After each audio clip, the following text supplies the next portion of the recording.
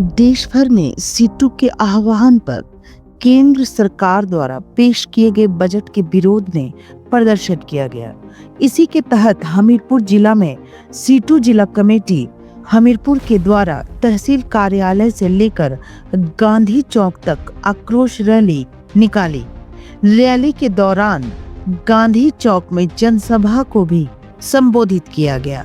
इस अवसर पर सीटू के राष्ट्रीय सचिव डॉक्टर कश्मीर सिंह ठाकुर, सीटू के जिला सचिव जोगिंदर सिंह सहित महिलाएं व अन्य लोग मौजूद रहे।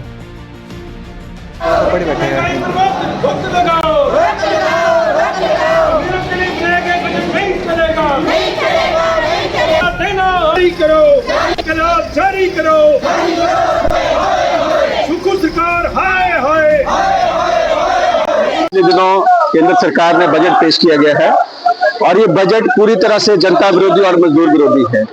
खासतौर पे जो देश की बहुतायत आबादी है, मनरेगा में काम करती है, उनके बजट में कोई भी बढ़ोतरी नहीं की गई है। और जो बजट है वो देश के बड़े बड़े जो कॉरपोरेट हैं उनको फायदा पहुंचाने के ध्यान में रखकर जो है ये बजट बनाया गया है। इस बजट में जो बीमा क्षेत्र है उसका पूर्णतः 100% उसमें एफडीआई किया गया है, उसका निजीकरण करने के लिए उसका रास्ता खोला गया है। इसके साथ जो देश में सार्वजनिक संपत्तियां हैं उनको 10 लाख करोड़ में जो बेचने का प्रावधान जो है इस बजट के अंदर कर दिया गया है।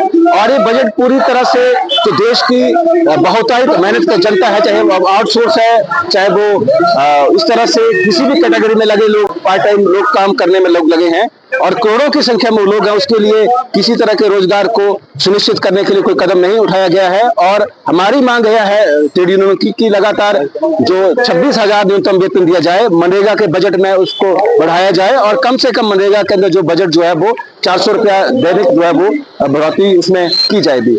इसके साथ साथ जो भी मिड डे मील वर्कर है, आंगनबाड़ी वर्कर्स है, जो भी स्कीम वर्कर है, आशा वर्कर्स है, उनके लिए नीति बनाई जाए, क्योंकि भारतीय श्रम संगठन के अनुसार जो है इनको सरकारी कर्मचारी बनाने का वायदा किसी समय सरकार ने किया था। और जो भी देश की बहुतायत जनता है, चाहे देश के किसान है, उनको कर्जा माफी दी जाए और जो देश में कॉर्पोरेट्स के ऊपर जो मुनाफा है उसके ऊपर जो है वो 2% जो लाभ टैक्स उनके ऊपर लगाया जाए और उसका जो पैसा है वो मजदूरों के और जनता के कल्याण के लिए खर्च किया जाए।